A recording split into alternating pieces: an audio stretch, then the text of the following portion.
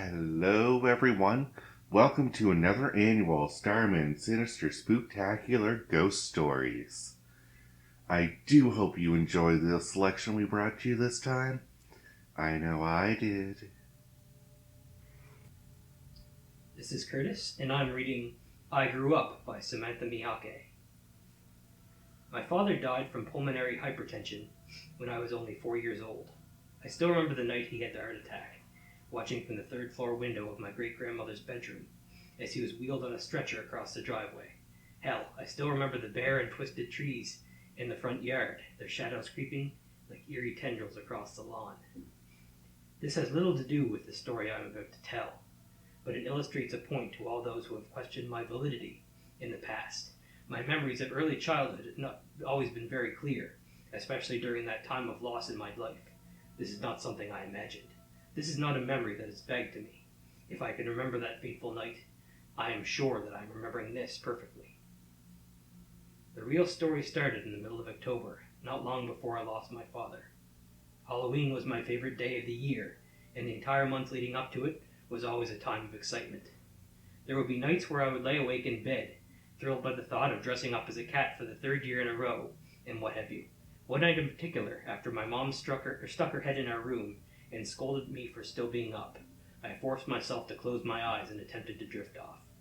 I was almost there, just on the edge of sleep, when I heard the door slowly creak ajar. Being a clever kid, I thought it was my mom, and kept my eyes closed while feigning cartoon snores that, in reality, she would totally not buy. It was my assumption that my mom would eventually leave, satisfied that I had finally nodded off. But instead, the door creaked even wider, and heavy footfalls began to trot into the bedroom. Eventually, I dared to peek with one eye open to see what was going on. What I saw was not my mom at all, but a monster. He was by no means scary. In fact, he was kind of cute. Covered entirely in thick orange fur, he towered over my bed with a wide grin of pointed teeth. Two gnarled ram horns sat on either side of his head, and due to his size, they almost scraped against the ceiling. The monster did not acknowledge my sleeping little brother in the bed across the room. Instead, he held a clawed out hand for me to take. I'm not sure why I thought it was okay, but I accepted his gesture and placed my tiny palm within his and held it tightly. Slowly, he led me across the room and toward the blank space of wall where my mother had been intending to put some sort of wicker furniture. I watched in curiosity as the orange monster gently scraped a wide door shape against the wallpaper with his claw. In an instant, a gateway had appeared. Still leading me with the utmost care, he stepped through, and we were engulfed in a bright flash of light that forced me to squint. As it faded and my eyes adjusted, I found that we were no longer in my bedroom. We were in what I can only assume to be his world, and it was a world that I marveled at. A cobblestone marketplace stretched on before us, filled with stands and carts manned by every kind of monster you could picture. Witches cackled from a booth full of frothing potions, and they gave me candy corn as we passed them by. Vampires chilled beneath the shade of an awning, selling decorative vials of blood that glowed like obscene stained glass. There were werewolves, skeletons, mummies, and so much more, all of them busy preparing for Halloween, and all of them very friendly. Making our way through this market seemed to take hours, but it eventually led out into a wide park filled with trees and another glimmering gateway at its entrance. My monster guided me there and, after exchanging a warm embrace, he ushered me through the gates and gave a cheerful wave goodbye. And then I woke up in my bed. My brother was still sleeping soundly across the room, and the blank wall was back to being blank. During breakfast, I told my family the wild tale. My mom reacted the way you'd expect the mother of a 4-year-old to react, to some made-up story. My dad just smiled weakly. It was a dream, and I figured that was the end of it, but it had been such an exciting one. I wished I could have had it all over again. 1 year later, my wish came true.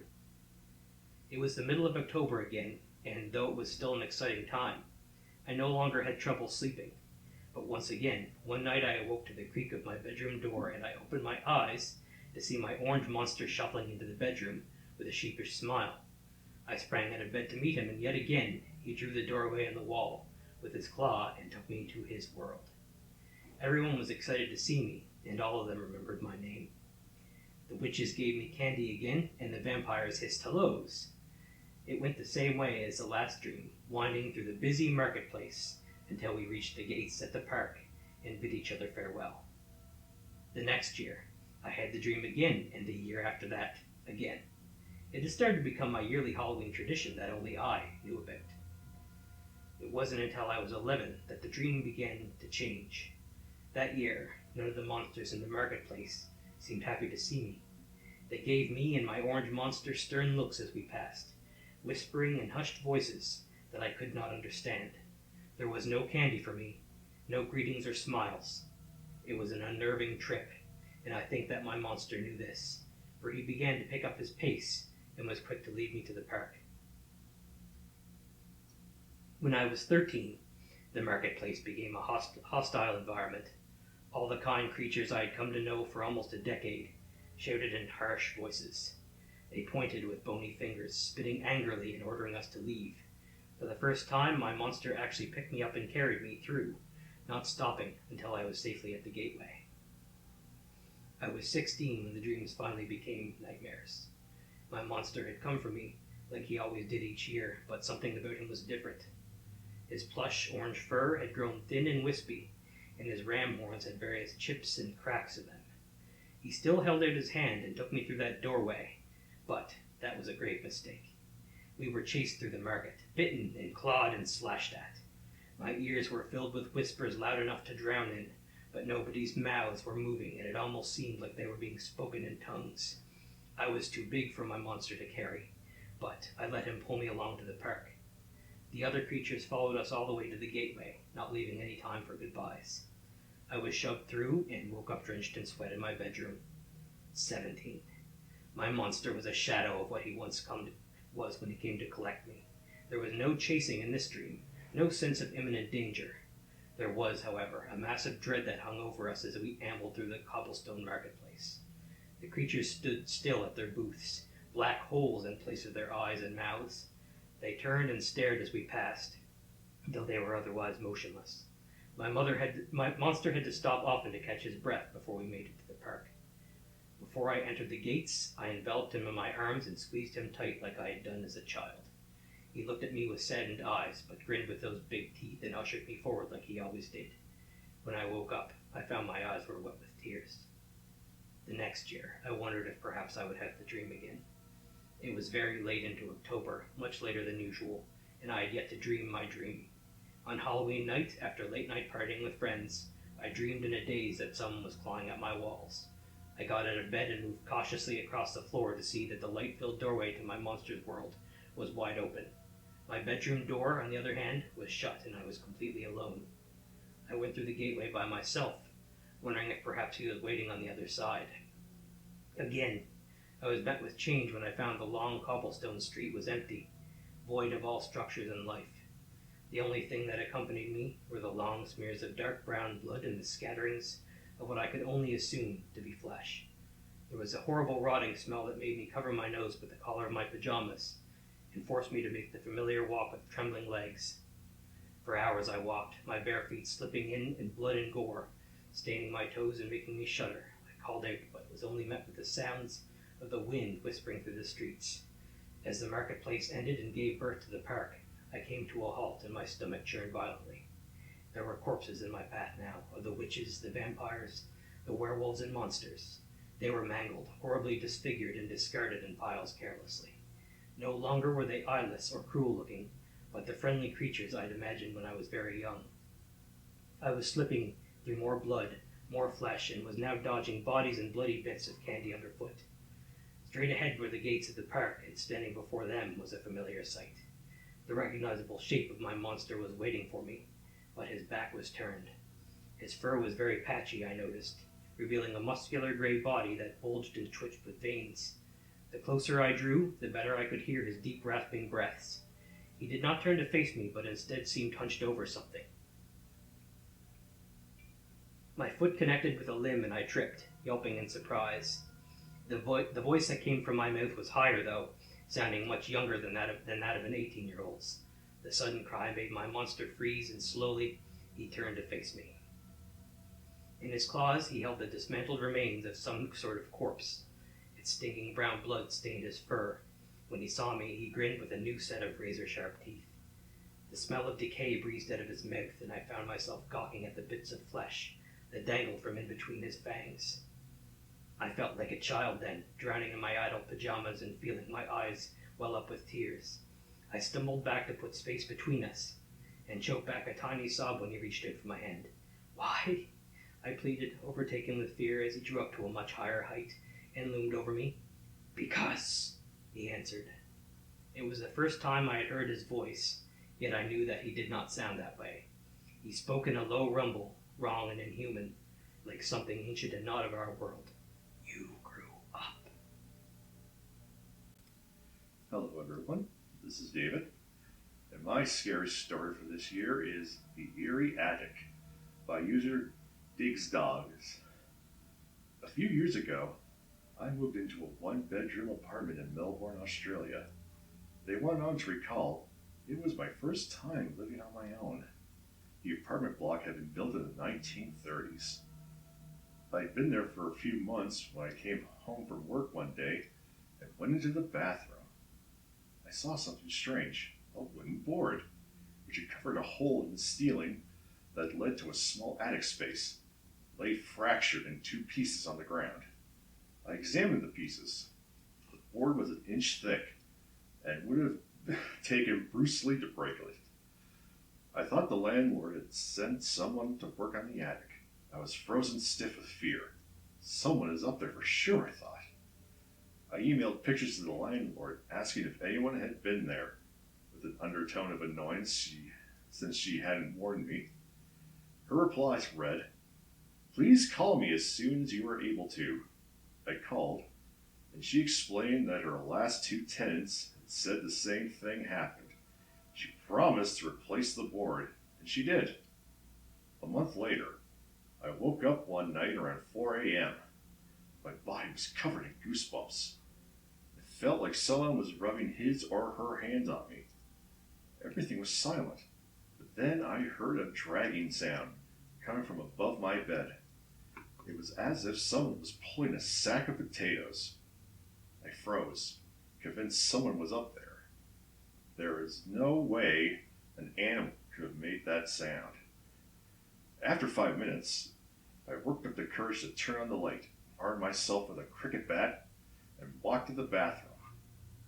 That was when I saw that the new board covering the hole was broken in two as well. I felt sick. The dragging sound had stopped. I heard something else, whispering. The sound was clear and coming from the attic. It sounded like children's voices. I could hear one sentence repeated over and over. "It's your turn. It's your turn." I switched on every light in the apartment to make things feel normal. It was 5 a.m. and dark outside. I watched TV to try to unwind. Then a fuse blew. My pet budgie Dexter, whom I kept in the kitchen usually, never made a sound at night, but he started squawking like he was being strangled. I never heard him make those sorts of noises. He was screaming. I grabbed my car keys, ran out, sat in my car, and waited there until the sun came up. When I saw people walking their dogs, this comforted me enough to go back in. The front door was open, but I figured I might have forgotten to close it when I ran out. I went to the kitchen to check on Dexter. He wasn't in his cage. I felt sick again. All my windows were closed, so I looked everywhere inside. When I walked to the bathroom, I heard splashing. Dexter was half drowned in the toilet. I took him out, washed him, and dried him. I was so confused. At 8 a.m., I called the landlord and gave her a watered-down version of the night. "Oh, wow, you heard the whispering too," she said. I stayed in that apartment for another 18 months. I heard the whispering on a few occasions, and twice the board covering the hole in the ceiling moved. Although I live somewhere else now, the landlord recently called. She said their new tenants had begged to speak with me about some of the stuff that's been going on there. Forget it. It's their problem now. Hello, everyone. Devin here, and my pick for this year's ghost story is kind of a mysterious one because I can't find the author for it. But the story itself is called Darkness in the Rearview Mirror. Let's begin. In the summer of 2013, I found myself driving home alone on a Highway 902 from a party. It was almost midnight, and needless to say, it was pitch black.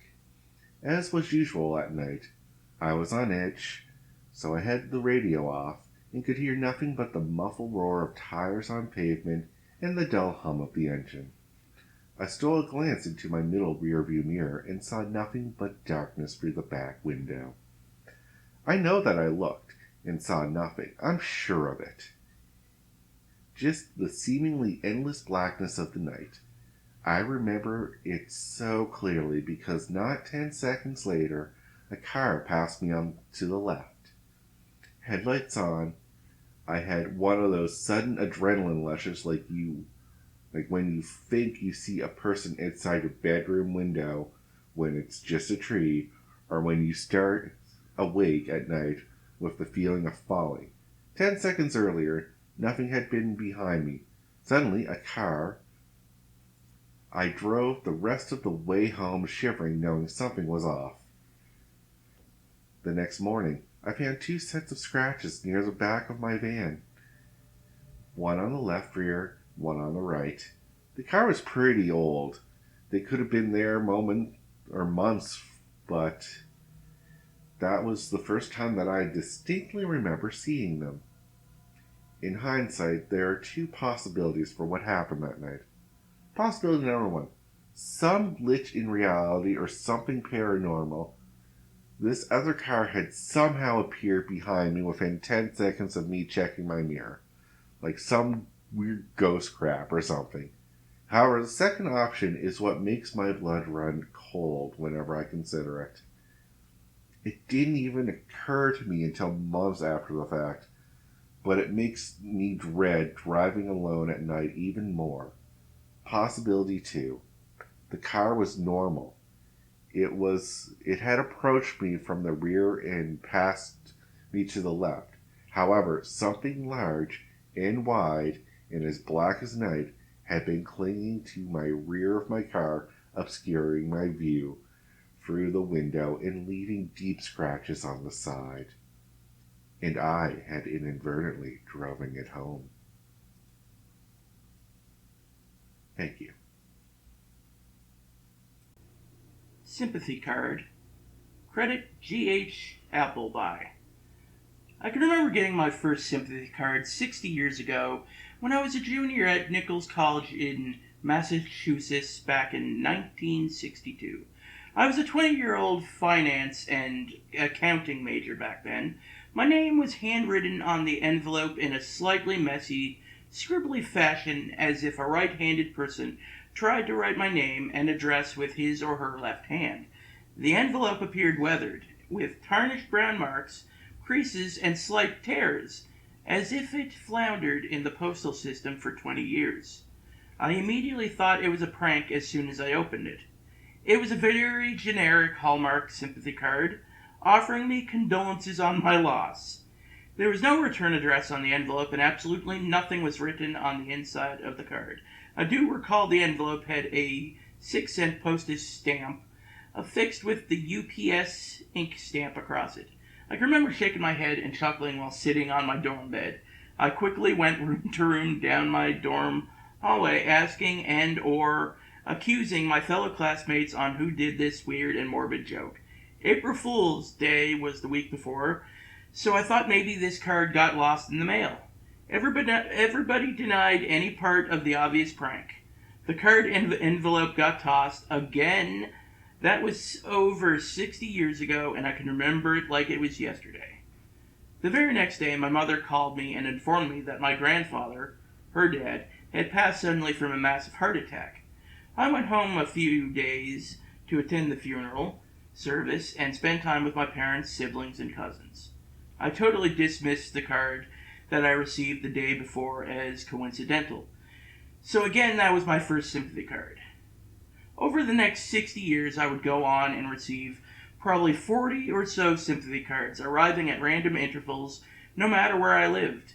It was the same type of nondescript generic Hallmark card, with the same chicken scratch handwriting on the front. The envelope always looked old and faded with no return address, and nothing ever written on the inside. It was always have the appropriate stamp glued to it, along with the UPS stamping across it certifying that the post office received and delivered it. The inside of the card always had the typical 4 or 5 sentences written by a very creative and sensitive employee of Hallmark, telling me how sorry they feel for my loss. Weird, right? Here's the kicker. The very next day after I'd receive a condolence letter, someone close to me would die. I quickly established that connection early after I received my second card, at a different address, and then was informed that my Uncle Ernie passed the next day in a tragic automobile accident. I was 25 years old then. After that, every 2 to 5 years, I would randomly get a sympathy card delivered.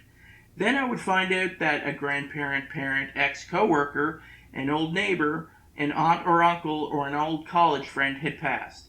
Once I reached my 60s, more close acquaintances and family would pass, sometimes up to 3 in 1 year, with each death preceded with a sympathy card in my mail the day before. I got married at the age of 33 to a lovely and caring woman named Doris. I kept this from her our entire marriage, as I did not want to pull her into something I don't even understand myself. I didn't want to upset her or try to convince her it was more than just a coincidence. The cards would get delivered to me. I wouldn't even open them. They got tossed in the garbage pail before even getting into the house. There was absolutely no way I thought of keeping them, as I was convinced they were somehow, in some way, cursed. I did not want Doris involved in any of this. Doris died 22 years ago at the young age of 55 from a brain aneurysm. It happened so suddenly she died at home in my arms, something I'll never forget. The card that came in the mail the day before was for her. I just assumed it was another uncle or an older cousin. The guilt that followed weighed heavily on my thoughts for years. If only I had known. Could I have somehow prevented her from dying? Who knew she was going to die, and why didn't they reach out to me? As I grew older, my sister would pass at 72, with my brother going 4 years later at the age of 79. Many ex-co-workers, 2 bowling buddies, a handful of cousins, at least 6 college friends back from my days at Nichols, and 4 very close golf buddies all died, and with each passing there was a foreshadowing sympathy card in my mail the day before. I just can't ever seem to wrap my head around this morbid phenomenon. Who is sending me these cards? How do they even know every address that I have ever lived at over the last 62 years? Why is there nothing ever written inside? How the hell do they know all my family and close friends? How do they know they're dying the next day? And lastly, why me? Why me? Now, at my age, every time I receive a sympathy card, I pray it's not one of my adult children or my grandchildren. My children are in their 50s now with teenage children of their own. I worry so much about them as they venture further out of the house, driving around with their teen friends, possibly involved in risky teenage behavior. My world would absolutely be crushed if anything ever happened to them, or to my adult children. No child or grandchild should ever die before the parent or grandparent, but it does happen, and it's what keeps me up at night whenever I receive a card in the mail. Nowadays, when I receive a card, I call both my children the next morning to do a wellness check. I'll ask what they're doing that day and assess their risk level if they're going out in public or transporting somewhere by car or plane. I'll ask my grandchildren too and make sure they will be somewhere safe. I know my children think I'm on the cusp of dementia when I make these annoying calls, but I just need to do it for my peace of mind. I always end the phone call by telling them to be careful driving. So here I am, 82 years young, sitting at my kitchen table, writing this on line paper with a big ballpoint hand in hand.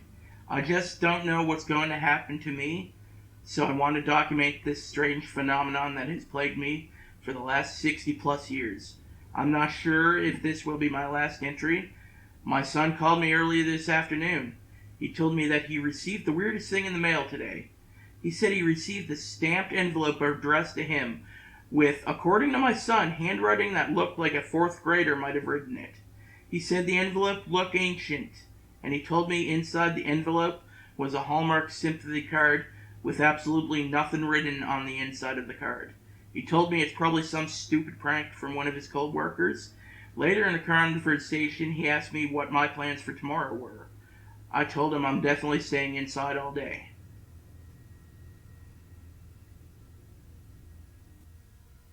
Hey, Miller here. My story is going to be Fairy Queen Mystery, the Woman in White, Charlottetown, from the book Maritime Mysteries by Ronald H. Sherwood. On Friday the 7th of October in the year 1859, the steamer Fairy Queen was outward bound from the port of Pictou, Nova Scotia. She had taken on mail, cargo, and passengers in the morning, and early that afternoon steamed from Pictou Wharf on the short run across the Northumberland Strait to her port of call at Charlottetown, Prince Edward Island.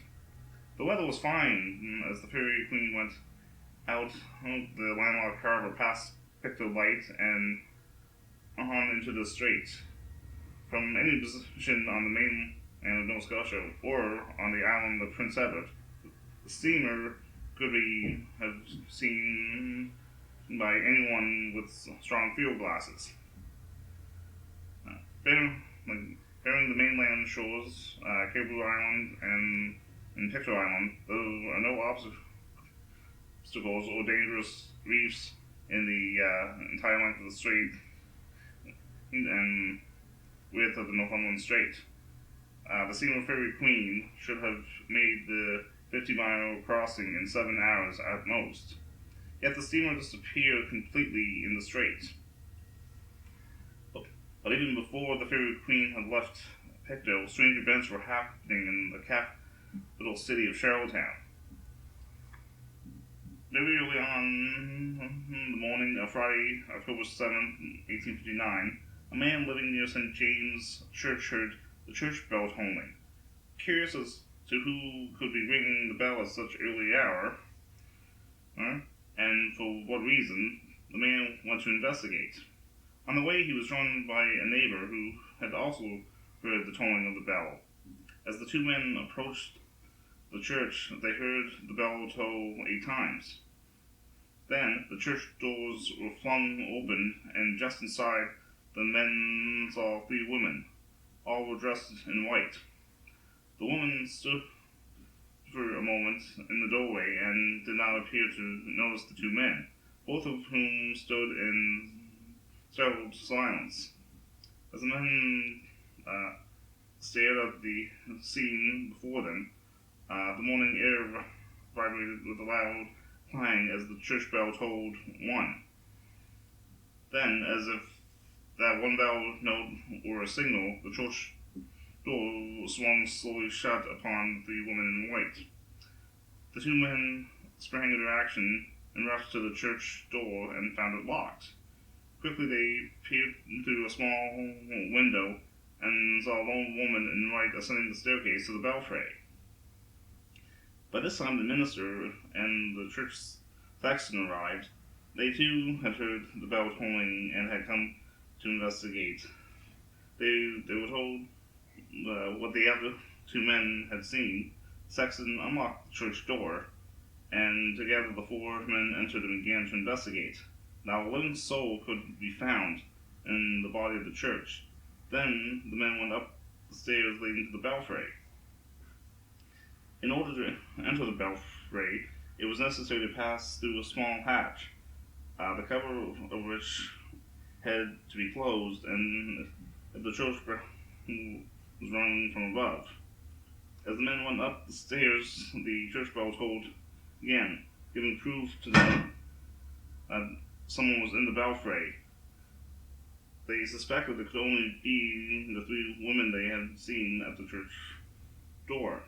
Pushing up the hatch cover, the men entered and searched the belfry. They found absolutely nothing, and the bell rope was tied securely to the beam. The men looked at each other in amazement. They had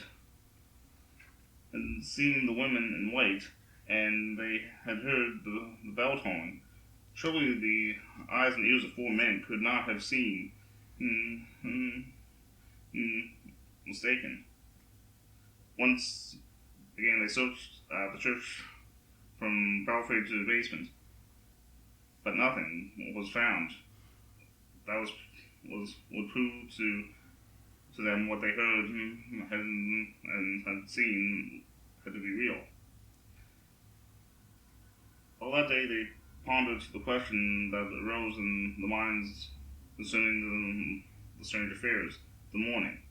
They repeated what they had seen and heard from many in the town, but no one could offer an explanation. That evening, many citizens of Charlottetown gathered at the wharf to watch the arrival of the steamer Fairy Queen with the mail and passengers. But the Fairy Queen did not arrive on schedule, nor did it arrive later that night. The next day, when the steamer had not pulled in the port, seafaring men scanned the strait with their glasses. Many boats put out to search along the coast of Prince Edward Island and the mainland of Nova Scotia and Brunswick, but the Fairy Queen was not found. As the days went on and no word came from any port concerning the long overdue steamer, shipping interests went to Pictou to ascertain whether she had sailed on the 7th. The weather had been fine, and no sudden storms or squalls had broken over Newfoundland Strait during the period that the Fairy was on the water. And yet the steamer with crew and passengers had disappeared completely, and for the short run from Pictou to Charlottetown. No one reported having sighted the steamer. No wreckage ever came ashore, and not a soul from the steamer ever appeared to tell where the Fairy Queen had gone, or what had happened. Then, as the mystery deepened, those men in Charlottetown remembered that on the morning of Friday, October 7th, 1859, they had seen 3 women in white in St. James Church. And then they recalled that the 3 women of St. James Church had booked passage on the ill-fated steamer. They recalled the number of times the church bell had tolled, and that was the number of passengers on the Fairy Queen. Then the men asked themselves, did the tolling of the bell foretell the deaths of all aboard the Fairy Queen? Was there some supernatural connection between the 3 women in white who were seen in St. James Church and the 3 members of that church who were aboard the vanished steamer? Those questions have never been answered, and to this day no one knows the fate of the Charlottetown-bound steamer or its passengers. In the later years, there were reports of mail bags from the Fairy Queen had come ashore on the Antigonish coast to that there have been survivors of the ill-fated steamer. But there has never been enough evidence to prove that these were connected to the mysterious disappearance of the Fairy Queen in 1859. But there is a record of another steamer that was lost in the strait, which could lead to the confusion between the 2 steamers. There was the steamer Fairy Queen that was wrecked in the year 1853. That was 6 years before the mysterious disappearance of the Fairy Queen. The sinking of the steamer Fairy Queen in 1853 carried details of the known cause of sinking and of the people who managed to get ashore, and the prosecution of the captain and crew of that steamer for leaving the sinking ship and those who lost their lives. These facts were reported concerning the steamer Fairy Queen, but nothing been discovered on how, why, and when the steamer Fairy Queen was lost with every soul. And that mystery remains unsolved until this day. However, lobstermen of Pictou fishing off Caribou Island in 1965 dragged up from the deep hole, the middle of the grounds, an old time anchor, huge and waterworn, which could have been the anchor of one of them, the Fairy Queen. And as of late as July 1975, another huge eroded anchor was dragged up off the shores of Miramichi Harbor. These 2 relics of ship disasters are proof that in the long ago days ships were lost in the Hormuz Strait. But the only two that are known is the Fairy Queen of 1859, lost without a trace, and the Fairy Queen of 1853, whose loss was known and reported.